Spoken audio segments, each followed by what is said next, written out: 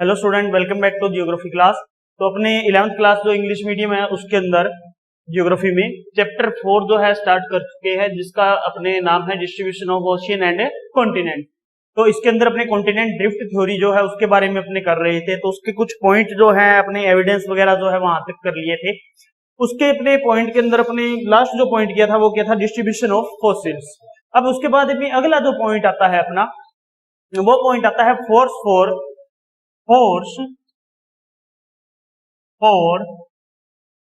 Drifting drifting force for drifting, यानी drifting का जो फोर्स है वो किस प्रकार से लगा। तो देखिए, इसके लिए वैगनर जो है वो सजेस्ट करते हैं भी, इसके लिए ड्रिफ्टिंग के लिए ये बात सजेस्ट करते हैं भी जो अपने मूवमेंट हुआ उस मूवमेंट के रिस्पॉन्सिबल जो था अपने कॉन्टिनेंट जो अपने मूव कर रहे थे उस मूविंग के लिए या उस मूवमेंट के लिए रिस्पॉन्सिबल जो फैक्टर थे अपने ड्रिफ्टिंग थ्योरी के अंदर, तो वो फैक्टर कौन से थे। उनके अंदर कॉन्टिनेंट्स जो थे वो अपने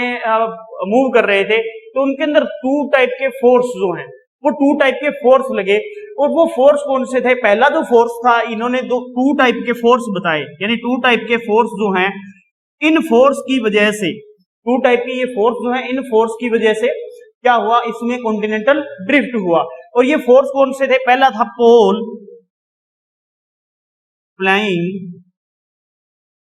फोर्स और सेकंड था टाइडल फोर्स। तो अपने टाइडल फोर्स और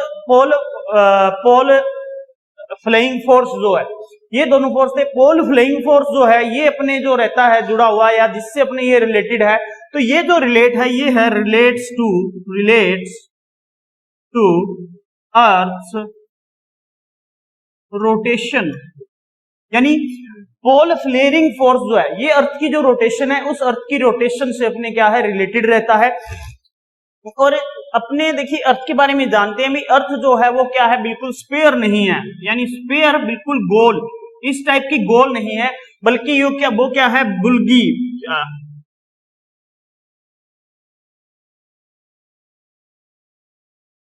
बुल्गी है। यानी यहां से अर्थ जो है बीच से उभरी हुई है और दोनों जो किनारे हैं उन दोनों किनारों के ऊपर चपटी है, थोड़ी सी फैली हुई बुल्गी। तो इस प्रकार से जब ये रोटेशन करती है तो रोटेशन करने की वजह से इसका जो रोटेशन है वो इंक्रीज होता है, और उस रोटेशन की वजह से ये जो फोर्स है पोल फ्लेयरिंग फोर्स जो है ये लगता है। वैगनर ने पहला फोर्स ये बताया। सेकंड जो फोर्स था वो बताया इन्होंने टाइडल फोर्स जो है, इस फोर्स को देखिए ये कहते हैं या इसके लिए जो सजेस्ट करते हैं वैगनर, इसमें ये सजेस्ट करते हैं, ये कहते हैं टाइडल फोर्स जो है उसका कारण क्या है, due to the attraction of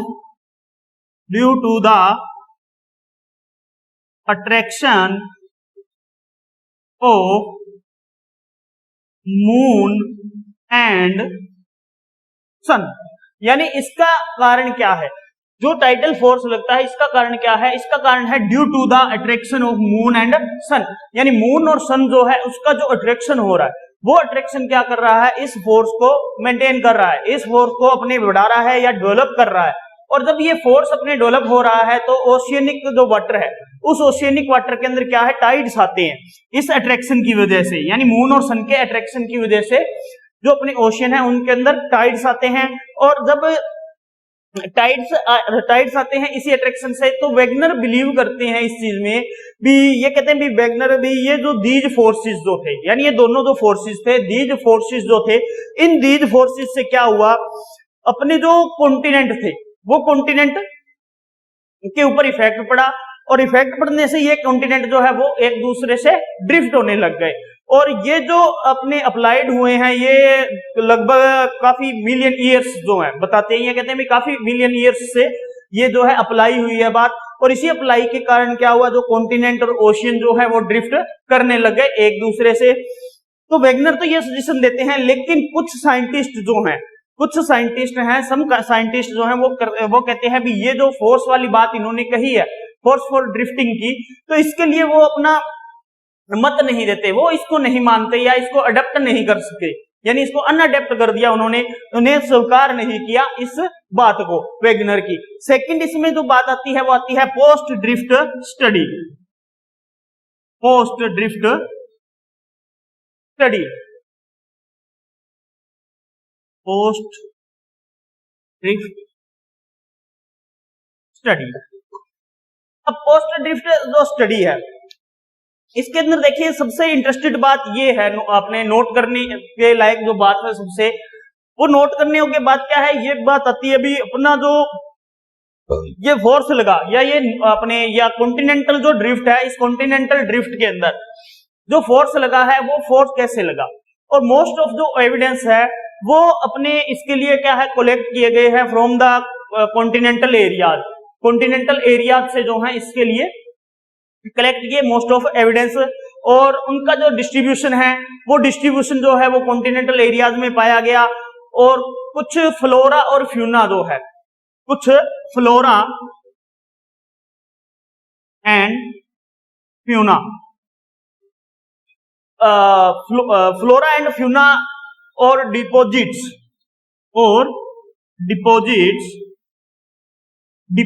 जो है इनका जो अपने कंट्रीब्यूशन जो डिस्ट्रीब्यूशन है वो कॉन्टिनेंटल एरिया में किस टाइप से है किस टाइप से नहीं है। तो लाइक इसका जो फ्लोरा फ्यूना डिपॉजिट जो है इनका जो अपने देखा जाता है तो उससे एक इंटरेस्टिंग फैक्ट जो है वो अपने सामने आता है, यानी ये डिपॉजिट जो है वो कॉन्टिनेंटल एरियाज के अंदर कॉन्टिनेंटल ड्रिफ्ट के कारण गए होंगे। तो इसको अपने एक्सेप्ट करते हैं वैगनर। और अपने पोस्ट वर्ल्ड वार सेकंड जो है, पोस्ट वर्ल्ड वार सेकंड जो है उस पोस्ट वर्ल्ड वार सेकंड के अंदर कुछ न्यू जो इंफॉर्मेशन है उन न्यू इंफॉर्मेशन को एडिट किया गया जियोलॉजिकल लिटरेट के माध्यम से। और प्रोफेशनली जो अब है इनके बारे में अपनी जो स्टडी है उस स्टडी को ज्यादा इंप्रूव किया गया। और ज्यादा से ज्यादा जो पोस्ट ड्रिफ्ट स्टडी है अपने जो ओशियन है कॉन्टिनेंट्स जो हैं उनकी पोस्ट ड्रिफ्ट थ्योरी के ऊपर ज्यादा से ज्यादा जो है सेंटर पॉइंट किया गया, जिससे उनके बारे में ज्यादा से ज्यादा पता चल चुका है। अब पोस्ट स्टडी के बाद अब आती है अपने जो अगला पॉइंट है वो आता है कन्वेंशनल करंट थ्योरी।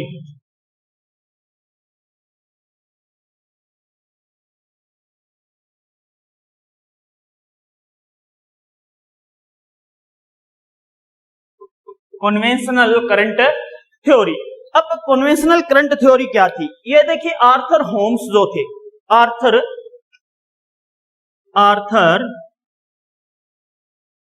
होम्स जो थे,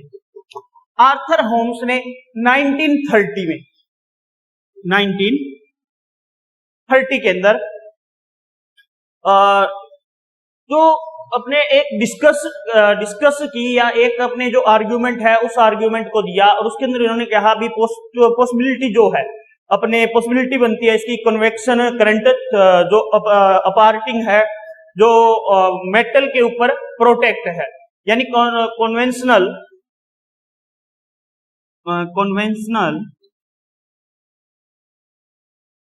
करंट जो है ये कह रहे हैं भी ये जो सिचुएटेड है वो है मेटल पे, मेटल के ऊपर, यानी मेटल पे ये क्या है सिचुएटेड है और मेटल के ऊपर ये क्या है कन्वर्ट करती रहती है। मेटल जो है वो क्या है अपने राउंडिंग कर रही है, जिससे क्या है ये राउंड कर रही है। अब ये मेटल के ऊपर सक्रिय है तो यहां पर क्या है अपने जो मेटल है इसके अंदर रेडियो एक्टिव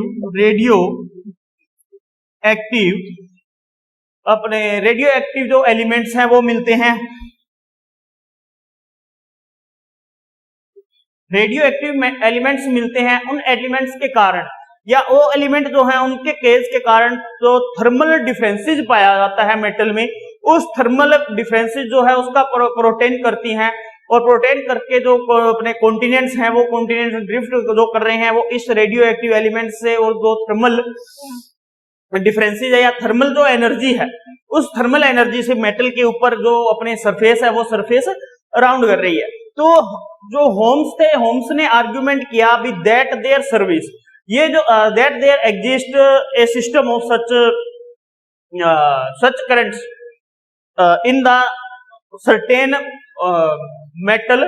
पोर्टेन, यानी मेटल के ऊपर जो पोर्टेन है उस मेटल पोर्टेन के ऊपर ये जो अपनी गति कर रही है वो बढ़ रही है। तो ये होम्स ने यहाँ पे आर्गुमेंट किया और होम्स ने इसके बारे में जो है कन्वेंशनल करंट थ्योरी जो है इसके बारे में बताया और कन्वेंशनल करंट थ्योरी के अकॉर्डिंग ये कहते हैं भी ये जो अपने कॉन्टिनेंट्स है वो जो करंट्स है वो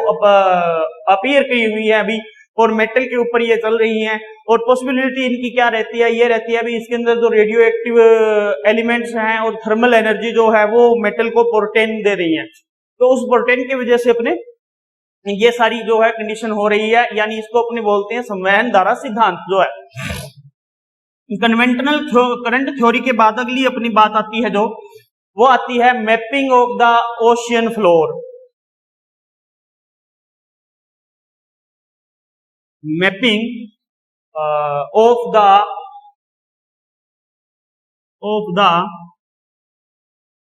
ओशियन फ्लोर, यानी ओशियन फ्लोर जो है उसका मैपिंग क्या है। देखिए ओशियन जो है उस ओशियन फ्लोर का अपने स्टडी जो है वो कैसे कर सकते हैं, या ओशियन का जो अपने सरफेस बना है वो सरफेस किस टाइप का बना हुआ है, उस ओशियन के सरफेस में क्या चीजें मिलेंगी क्या चीजें नहीं मिलेंगी, किस प्रकार का डिपॉजिट मिलेगा किस प्रकार का डिपॉजिट नहीं मिलेगा, कौन कौन सी वहां पे स्ट्रक्चर जो है वो बनेगी, तो इन सारे के बारे में अपने जो है वो mapping of the ocean floor के अंदर आता है। तो इसके देखिए डिटेल्ड रिसर्च के बाद जो ओशियन है उन ओशियन से रिलेटेड कुछ ऐसे फैक्ट्स मिले हैं और जो फैक्ट्स मिले हैं जो एक दूसरे जो ओशियन उनसे रिलेटेड है, या ओशियन जो फ्लोर है उन ओशियन फ्लोर के बारे में वो काफी जस्टिफाई करते हैं। तो अपने अगर बात की जाए तो कुछ अपने ये माना जाता है भी कुछ अपने यहाँ पर प्लेन्स मिलते हैं और कुछ यहाँ पर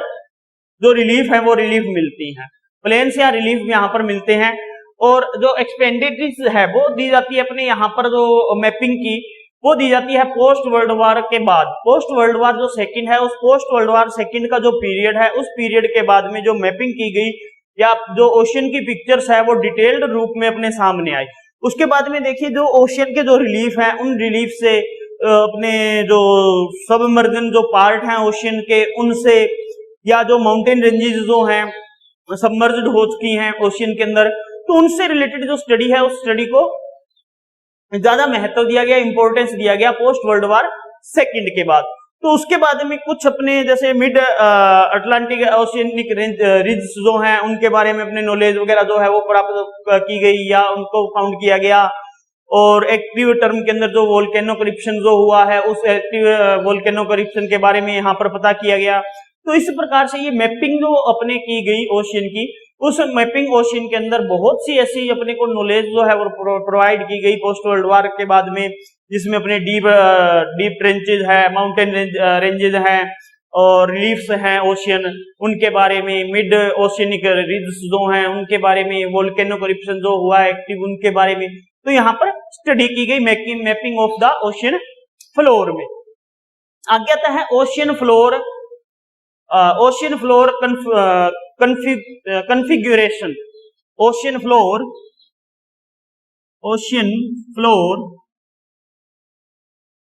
configuration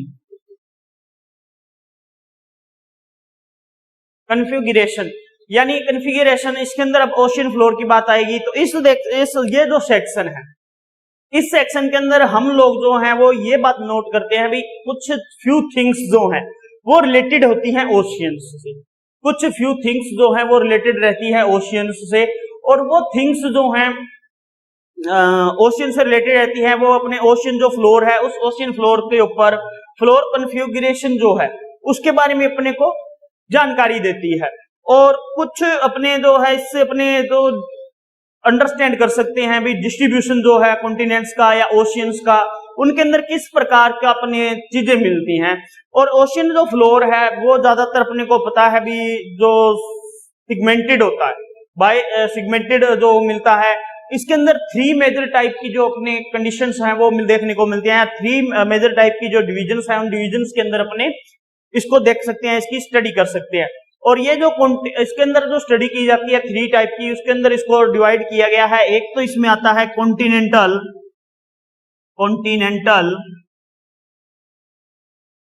रिज, एक तो आता है इसमें कॉन्टिनेंटल रिज, दूसरा आता है deep sea basin,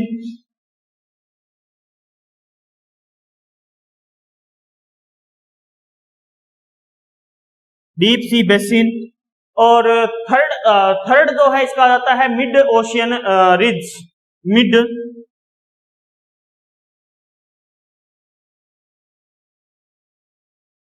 ocean ridge. तो इसके जो थ्री पार्ट है, मेजर थ्री पार्ट के अंदर इसको डिवाइड करके इसकी जो स्टडी है वो अपने यहाँ पर कर सकते हैं। और जो ओशियन फ्लोर है इसको थ्री पार्ट्स के अंदर डिवाइड किया गया है। तो जैसे इसके अंदर ओशियन फ्लोर कॉन्फ़िगरेशन की बात करें तो ओशियन का जो फ्लोर है, सरफेस है, उस ओशियन के सरफेस के ऊपर जितनी भी रिलीफ्स पाई जाएंगी, रिजिज पाई जाएंगी, उनके बारे में यहाँ स्टडी की जाती है। यहाँ पर जो अपने सेडिमेंट्स अवसाद वो मिलता है उसके बारे में भी स्टडी की जाती है। तो देखिए अपने हेल्प मिलती है इससे भी ये अंडरस्टैंड करने में भी जो डिस्ट्रीब्यूशन है सेगमेंट्स का वो किस प्रकार से यहाँ पर पाया जाता है, जो सेगमेंट्स है वो सेगमेंट्स का डिस्ट्रीब्यूशन किस टाइप से है, उन सब के बारे में यहाँ पर जो है स्टडी के बारे में अपने को पता चलता है। तो उन सेगमेंट्स के बारे में अपने ज्यादा से ज्यादा जान सकते हैं, उन सेगमेंट्स के बारे में अपने पता कर सकते हैं। तो वो सारी जो चीजें हैं वो इसके अंदर आती हैं। इसके बाद अगर अब आगे बात करेंगे अपने कॉन्टिनेंटल रीड्स की। कॉन्टिनेंटल रीड्स क्या होती हैं? कॉन्टिनेंटल रीड्स, तो कॉन्टिनेंटल रीड्स क्या होती है? तो ये देखिए ये एक अपने कह सकते हैं भी ट्रांजिशन होता है between continental area, continental shores and deep basin जो है, उन डीप बेसिन और कॉन्टिनेंटल शोर्स के बीच में ये एक ट्रांजिशन बिंदु है, ट्रांजिशन सेंटर जो है वो माना गया है। इसके अंदर इंक्लूड जो किए जाते हैं वो कॉन्टिनेंटल शेल्फ हो जाता है, कॉन्टिनेंटल स्लोप जो हो जाता है, और कॉन्टिनेंटल राइज हो जाता है, और डीप ओशियनिक अपने ट्रेंचेस जो हैं उनको इसके अंदर इंक्लूड किया जाता है। तो इसमें अपने जो इंक्लूड कर सकते हैं कॉन्टिनेंटल शेल्फ, कॉन्टिनेंटल शेल्फ को इंक्लूड कर लिया। इसके बाद कॉन्टिनेंटल स्लोप, कॉन्टिनेंटल स्लोप को कर लिया, कॉन्टिनेंटल अपने deep ocean trenches, deep ocean trenches जो है इनको इंक्लूड कर लिया, और कॉन्टिनेंटल राइज जो होता है वो इसमें इंक्लूड हो जाता है, कॉन्टिनेंटल राइज। तो इस टाइप से अपने इसको अपने कर सकते हैं। अभी कॉन्टिनेंटल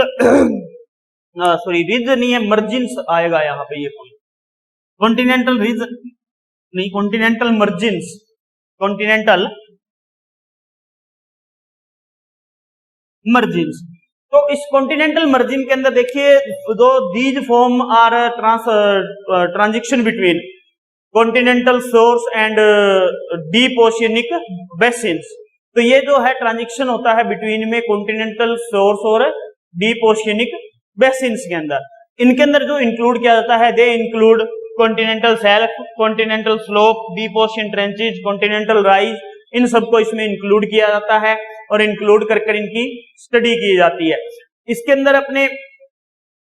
स्टडी की जाती है। फिर अपने जो है इसके बारे में ज्यादा से ज्यादा जाना जाता है, या कंटिन्यू ये कंसिडर किया जाता है भी ये जो अपने स्ट्रक्चर जो है ये इसी प्रकार से आगे बढ़ रही है या और बनेगी, डेवलप होगी, इन सब के बारे में जो है जानकारी वो इसके अंतर्गत आती है। इसके बाद आते हैं अपने एबेसियल प्लेन, एबेसियल प्लेन।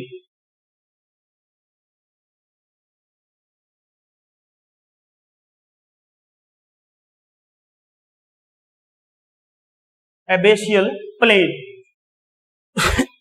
तो एबेसियल प्लेन जो होते हैं ये क्या होते हैं? ये बहुत दीज आर एक्सटेंसिव प्लेन्स, ये एक्सटेंसिव प्लेन्स होते हैं, यानी बहुत विस्तृत प्लेन होते हैं। और ये जो है कॉन्टिनेंटल जो मर्जिन्स होते हैं और मिड ओशियनिक जो रिजिज जो होती हैं, उन मिड ओशियनिक रिजिज और कॉन्टिनेंटल मर्जिन्स के साथ में ये लगे हुए होते हैं, एबेसियल जो प्लेन होते हैं ये। और ये इनके बिटवीन यानी ये जो कॉन्टिनेंटल मर्जिन है और मिड ओशियन जो रिज है, इन कॉन्टिनेंटल और मर्जिन और मिड ओशियनिक रिज के बिटवीन में जो है ये सिचुएटेड होते हैं या बीच में ये स्थित होते हैं। और यहाँ पर एबेसियल जो प्लेन्स हैं ये एरिया काफी वेस्ट होता है, यहाँ प्लेन होता है, और यहाँ पर जो है डिपॉजिट जो है वो डिपॉजिट जो है इन प्लेन्स के अंदर अपने आता रहता है। तो इनके अंदर क्या होता है, एक तो ये एक्सटेंसिव प्लेन्स होते हैं, lie between continental margins and deep oceanic deep oceanic नहीं है, mid oceanic ridge इनके बीच होता है। ये जो है एक वेस्ट प्लेन होता है जिसके अंदर मर्जिन्स के अंदर क्या होता है, डिपॉजिट जो है वो यहाँ पर इकट्ठा होता रहता है, डिपॉजिट जो है वो यहाँ पर आता रहता है, जो डिपॉजिट होता है वो यहाँ पे जमा होकर ये अबेशियल जो प्लेन है इन अबेशियल प्लेन का फॉर्मेशन ले लेता है और अबेशियल प्लेन जो है इनको निर्मित करता है। इसके बाद में अगला जो आता है वो आती है mid oceanic ridge. Mid oceanic ridge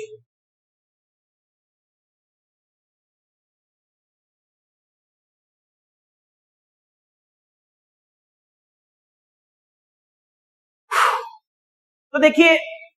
ये जो अपने मिड ओशियनिक रिज जो है ये इंटरकनेक्टेड होती है माउंटेन रेंजेस से, या माउंटेन जो रिज हैं उनसे इंटरकनेक्टेड होती है। सरफेस के ऊपर जो माउंटेन रिज पाई जाती हैं या माउंटेन जो अपने कह दीजिए अपने माउंटेन श्रेणियां हैं या माउंटेन जो है ब्रांचेज मिल रही हैं, वो माउंटेन ब्रांचेज अपने सरफेस के ऊपर तो दिखाई देती है, लेकिन वही जो रिजेज हैं वो आगे जाकर क्या होती हैं, जो ओशियन होता है उस ओशियन के अंदर सबमर्ज्ड हो जाती है, ओशियन में मिल जाती हैं। तो ओशियन के अंदर जब ये सबमर्ज्ड हो जाती है तो इनकी जो कैरेक्टरिस्टिक्स है वो कैरेक्टरिस्टिक्स अपने इफेक्ट हो जाती है, क्योंकि ये सबमर्ज्ड हो गई, ओशियन के नीचे चली गई और गहराई में चली गई, वहां पर पानी के अंदर चली गई, तो इस वजह से इनकी जो कैरेक्टरिस्टिक्स है वो थोड़ी चेंज हो जाती है। और कैरेक्टरिस्टिक चेंज होने के बाद में ये जो है एक फ्लैग जोन जो है उस फ्लैग जोन में चला जाता है, और फ्लैग जोन में जाने के बाद इनके बीच में जो शोर लाइंस होती हैं दोनों ओर, या कोस्ट लाइन जो है वो कोस्ट लाइन से ये एक दूसरे पार्ट को अलग कर लेती हैं और ये आ जाती हैं।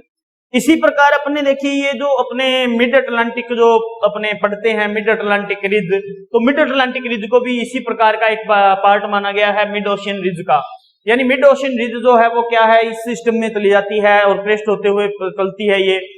और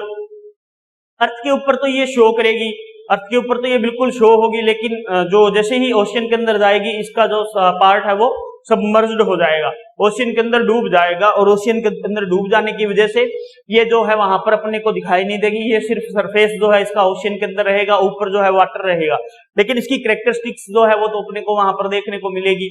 तो ये इस प्रकार से जो मिड ओशियनिक रिज है इसका अपने कार्य चलता है, वर्क चलता है। इसके बाद अगला आता है अपने जो बात आती है वो आती है डिस्ट्रीब्यूशन अर्थक्वेक एंड वोल्केनोज।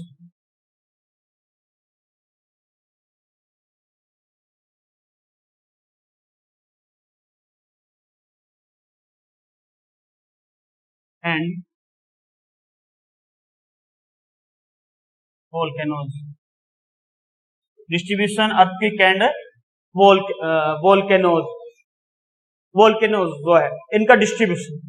तो देखिए अपने जो प्रीवियस चैप्टर किया था उस प्रीवियस चैप्टर के अंदर अर्थक्वेक और वोल्केनो के बारे में काफी जाना था, तो उस चैप्टर के अंदर अपने वोल्केनो और अर्थक्वेक की बात की, तो यहाँ पर आज अपने डिस्ट्रीब्यूशन की बात हो रही है इसके वोल्केनो की। तो आपने देखा होगा अटलांटिक जो ओशियन है, अटलांटिक ओशियन जो है उसका ऑलमोस्ट जो पार्ट है वो ऑलमोस्ट पार्ट जो है वो ओशियन के अंदर है, और अटलांटिक ओशियन जो है वो मिड अटलांटिक एक रिज है, और वो रिज जो है वहां से स्टार्ट होकर इंडियन जो अपने सब कॉन्टिनेंट है उस इंडियन सब कॉन्टिनेंट तक फैली है, यानी इंडियन सब कॉन्टिनेंट तक वो अपने फैली हुई है, उस लाइन के अंदर पैरेलल लाइन में चलती है जो रिज है वो, तो उस पैरेलल लाइन में चल रही है। उस पैरेलल लाइन के अंदर ये जो इंडियन सब कॉन्टिनेंट है इसके अंदर अपने मीटिंग करती है, अपने ये जो लाइन है वो इंडिया की ओर आते हुए म्यांमार से अपने में करती है, ईस्ट अफ्रीका जो है वहां तक ये अपने करती है, इसके अलावा न्यू गियोना जो है वहां पर ये टच करती है। तो इसके अंदर जो ओशियन रिज है, इस रिज के अंदर, तो इस रिज का अभी भी क्या है, डेवलपमेंट हो रहा है। यहाँ पे जो अपने प्लेटें पाई जा रही हैं, उन प्लेटों के अंदर मूवमेंट जो अपने हो रही है, उस मूवमेंट की वजह से अर्थक्वेक जो है वो सबसे ज्यादा इन प्लेट्स के अंदर आता है, या इस प्लेट्स के कारण आता है। तो जैसे अपने अल्पाइन हिमालयन जो है, अल्पाइन रेंज है, हिमालय रेंज जो है, वो हिमालय रेंज के अंदर भी ये जो अपनी पैरेलल लाइन है ये फैली है। तो हिमालय और अल्पाइन जो रेंज है वो भी आज क्या है, डेवलपमेंट की कंडीशन में है। तो उस डेवलपमेंट की कंडीशन के कारण उन जो एरियाज है, रीजन है, उन रीजन के अंदर ज्यादा अर्थक्वेक आते हैं। ऐसा ही अपनी अगर वोल्केनो की बात करें तो वोल्केनो की जो पट्टी है उनके अंदर अपने मिड ओशियानिक अपने ट्रेन अपने जो रिज है वो, और अल्पाइन और हिमालय जो अपने रेंज है उनकी बात करें तो वो अर्थक्वेक जो डीप शोर्टेड शोर्स है ओशियन के, उन डीप शोर्टेड ओशियन के अंदर अर्थक्वेक आते हैं। उन डीप शोर्टेड ओशियन के अंदर अपने जो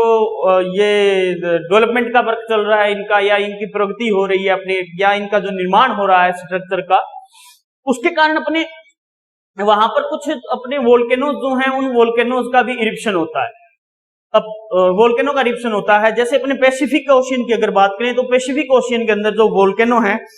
उस वोल्केनो का बहुत ज्यादा अपने वोल्केनो जो है वहां पर इरिप्शन होता है, और वोल्केनो इरिप्शन होने के कारण वहां पर एक रिम बन जाता है। इसलिए पैसिफिक ओशियन को बोलते हैं rim of fire. Pacific ocean जो है उसके अंदर एक प्रकार की रिम बनी हुई है, और रिम जो है उस रिम स्ट्रक्चर के अंदर बहुत ज्यादा क्या होते हैं, वोल्केनो जो है उनका इरिप्शन होता है। तो वोल्केनो इरिप्शन ज्यादा होने की वजह से उस जो रिज है, जो स्पेसिफिक ओशियन का जो रीजन है, उस रीजन को रिम ऑफ फायर कहा जाता है। क्यों कहा जाता है? क्योंकि वहां पर बहुत ज्यादा अपने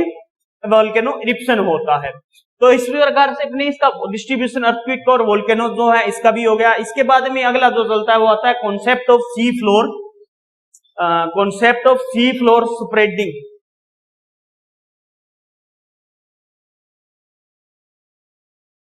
सी फ्लोर स्प्रेडिंग,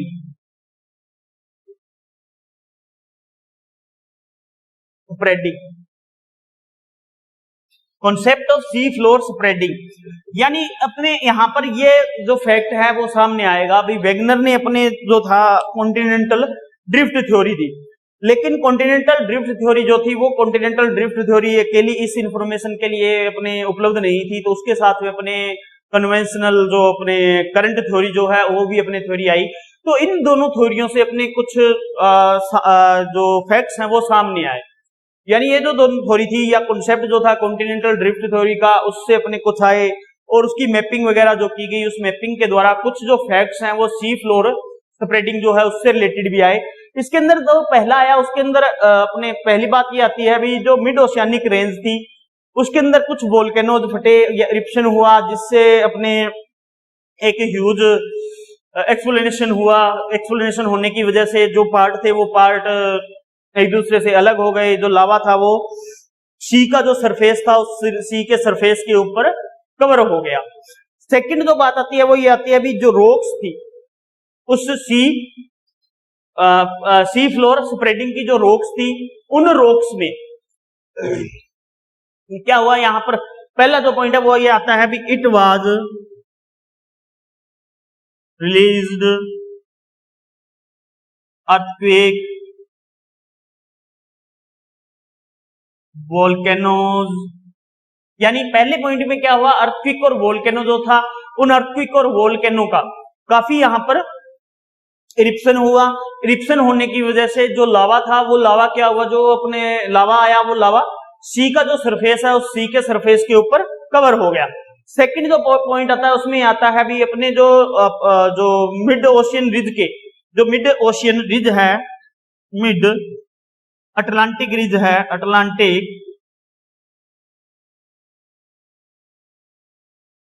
रिज जो है, इस मिड अटलांटिक रिज के दोनों साइड यानी अदर कोस्ट लाइन जो है, अदर कोस्ट लाइन की जो रॉक्स है, उन रॉक्स की जो स्ट्रक्चर है उनकी अगर स्टडी की जाए तो वहां पर जो अपने सी है उस सी के अंदर जो अपने रॉक्स पाई जा रही हैं, उन रॉक्स का जो फॉर्मेशन हुआ है वो फॉर्मेशन अगर किया जाता है तो अपने उसकी जो स्टडी की जाती है तो वो काफी क्लोजर जो है अपने सिमिलरिटी मिलती है इनके अंदर। तो वो जो सिमिलरिटी मिलती है उस सिमिलरिटी से ये जो पार्ट है इसके बारे में अपने जानकारी मिलती है। थर्ड जो है, जो ओशियन क्रस्ट जो है या ओशियन क्रस्ट की जो रॉक्स है, वो रॉक्स अपने जो कॉन्टिनेंटल क्रस्ट जो है, कॉन्टिनेंटल जो क्रस्ट है उस कॉन्टिनेंटल क्रस्ट की रॉक्स से अपने ये कह सकते हैं अभी ज्यादा ओल्ड नहीं है। यानी कॉन्टिनेंटल जो क्रस्ट है उसकी जो रॉक्स है वो तो ज्यादा ओल्ड है, और जो अपने ओशियनिक क्रस्ट जो है, ओशियनिक जो क्रस्ट है उसकी जो अपने रॉक्स है वो नहीं है। तो ओशियनिक जो करंट है उसकी जो रॉक्स है वो 200 मिलियन ईयर्स से ज्यादा पुरानी नहीं है। तो वहां पर जो है 200 मिलियन ईयर्स के लगभग अपने ये मिलती है। और इसके बाद अगली बात आती है अभी जो सेडिमेंट्स हैं ओशियन फ्लोर के अंदर जिनका डिपॉजिट हुआ है, उसमें अपने वेरी थिन चीजें मिलती हैं, माइक्रो अपने एनिमल्स वगैरह मिलते हैं, और बहुत सी ऐसी अपने स्ट्रक्चर मिलती हैं जिनके बारे में अपने पता चलता है। इसके अलावा इस सी फ्लोर के अंदर डीप अपने ट्रेंचेज वगैरह जो हैं वो मिलती हैं, स्लोप कॉन्टिनेंटल स्लोप मिलते हैं, कॉन्टिनेंटल अपने रिज मिलते हैं। तो इस प्रकार से इसके बारे में अपने सी फ्लोर जो है सी फ्लोर स्प्रेडिंग जो है इसके बारे में आती है बात। तो ये इस प्रकार से जो फैक्ट सामने आते हैं, तो इस फैक्ट से अपने जो सी फ्लोर का स्प्रेडिंग है उसके बारे में अपनी जानकारी उपलब्ध हो जाती है, प्रोवाइड हो जाती है। और इसी अपने प्रोवाइड के अंदर अपने ये भी बात बोल सकते हैं अभी जो सी का अपने फ्लोर है, उस सी फ्लोर के अंदर जो डिपॉजिट्स हैं वो डिपॉजिट्स जब अपने कॉन्टिनेंटल ड्रिफ्ट हुआ, उस कॉन्टिनेंटल ड्रिफ्ट के कारण तो वो जब पार्ट एक दूसरे से दूर जा रहे थे, फार हो रहे थे, तो वो फार होते हुए उनके बीच में आ गए, और वो कॉन्टिनेंटल जो डिपॉजिट थे वो सी की जो सरफेस है उस सी की सरफेस पर इकट्ठे हो गए। तो इस प्रकार से जो है सी फ्लोर जो है उसकी स्प्रेडिंग की जो कॉन्सेप्ट है वो क्लियर होती है अपने। तो आगे का जो चैप्टर अब बचता है वो अगले वीडियो के अंदर करेंगे। आज के लिए इतना ही। Thank you.